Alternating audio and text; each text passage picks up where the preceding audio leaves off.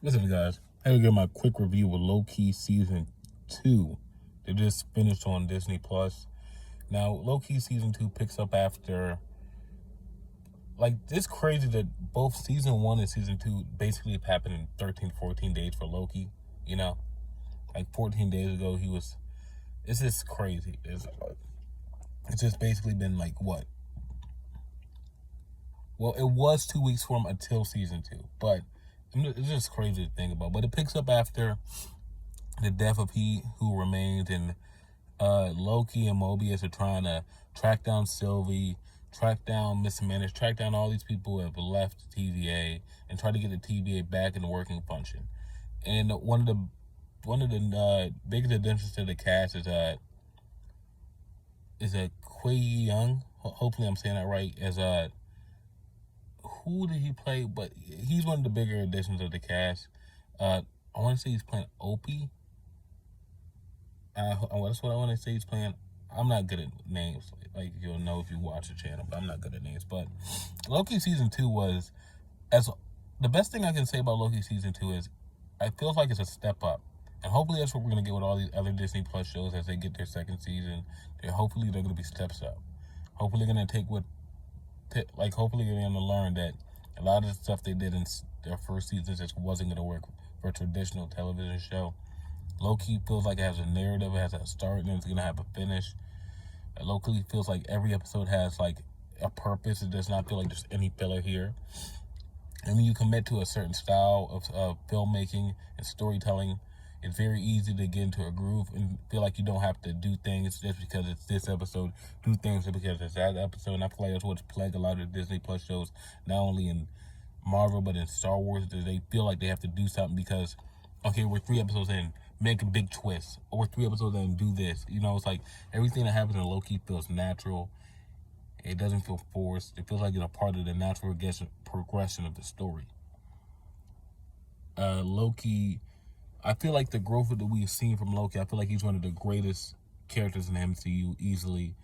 You know, you would wonder what else would they have for him after Endgame. Is his character dead? Is it over? Then we find out they didn't come out with Loki. We're like, okay, what's that gonna mean? And Loki is easily it's probably top 5 easily of things they've done post Endgame. It's gonna go down in history as one of the best things they've done in the MCU in general. From not only what they've done with the character Loki, but the supporting cast, to the overall thing, to like what it's gonna mean for MCU overall.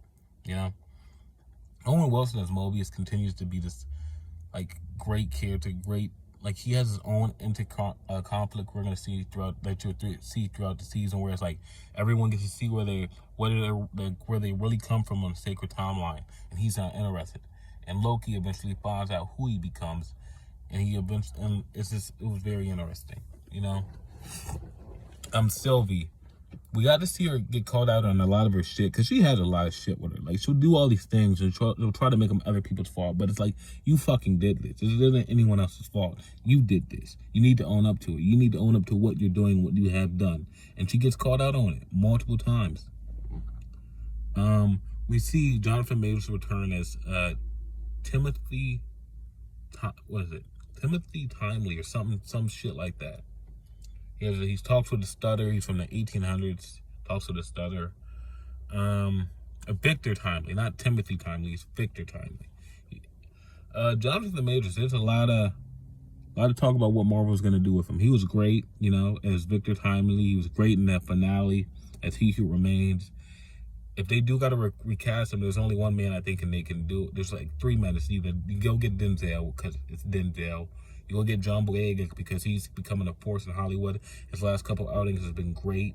He's been praised in his last couple outings for his performances. And then you got, I think, which probably would be the best pick to recast Jonathan Majors is Sterling K. Brown.